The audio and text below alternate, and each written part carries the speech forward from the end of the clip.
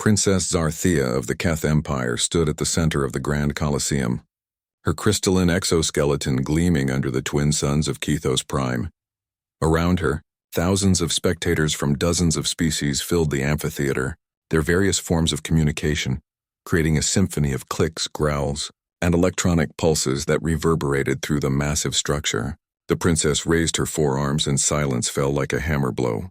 "I have defeated champions from 17 worlds." Her voice boomed through the arena's amplification crystals. "The strongest Gorvani warriors, the swiftest Ilari dancers, the most cunning Nexari strategists, all have fallen before me." She gestured toward the pile of ceremonial weapons at her feet, trophies from each defeated challenger. The crowd roared its approval. Zarthea was legendary across the galaxy, undefeated in single combat for over a decade, her reflexes enhanced by Keth biotechnology to superhuman levels, her forearms capable of wielding weapons with deadly precision that few species could match. "So I make this declaration," she continued, her mandibles clicking with amusement. "To every world, every species, every warrior who thinks themselves worthy, I'll wed anyone who beats me in honorable combat." Laughter rippled through the crowd.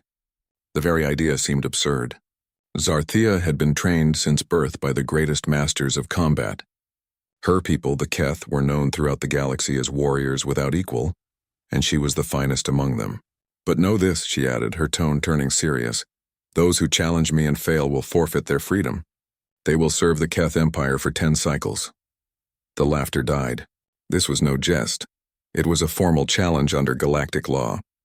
The stakes were real. Ambassador Veltar of the Trade Federation stepped forward, his tentacles writhing nervously. "Your Highness, surely you cannot be serious.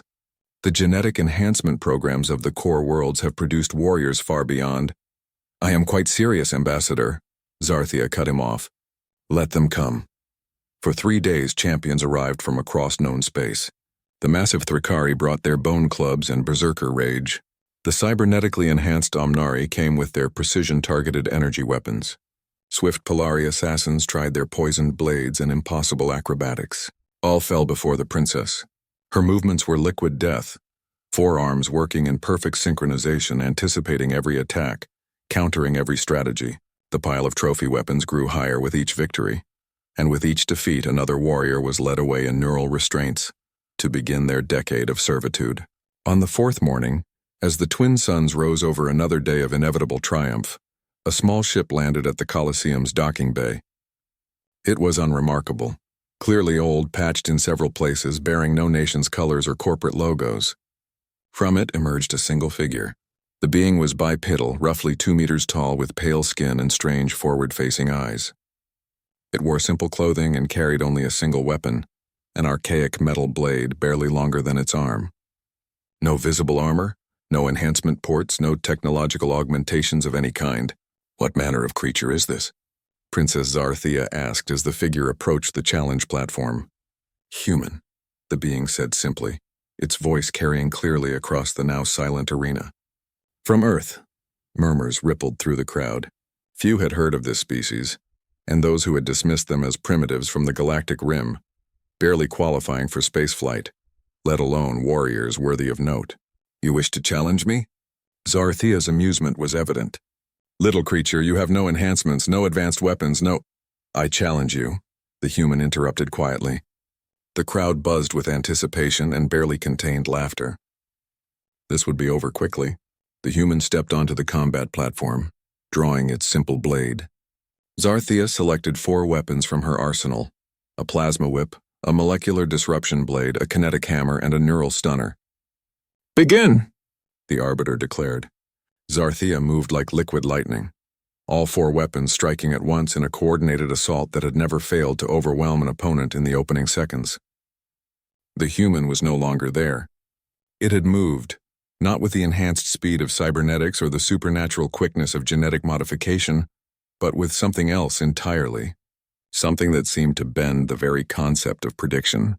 Zarthea's plasma whip crackled through empty air as the human appeared beside her, its blade moving in a simple economical arc that somehow passed through her guard and touched her throat.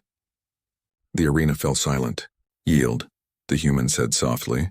For the first time in her life, Princess Zarthia felt the cold touch of a blade against her vital systems, not because her opponent was faster, stronger, or better armed, but because it had moved in ways that defied every tactical algorithm she'd been taught. The human had not fought like a warrior of any known species. It had fought like something that had evolved in a universe where everything was trying to kill it, where survival meant thinking 3 steps ahead of predators, prey, and environment all at once. It had fought like something that had learned to turn disadvantage into strength, to use an enemy's expectations against them, to find victory not through superiority, but through adaptation. "I yield," she whispered. The crowd erupted in chaos. The human stepped back, sheathing its blade with the same casual precision it had drawn it.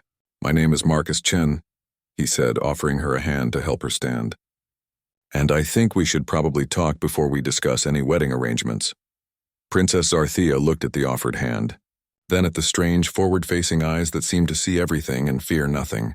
For the first time in her life, she was curious about what came next. She took his hand.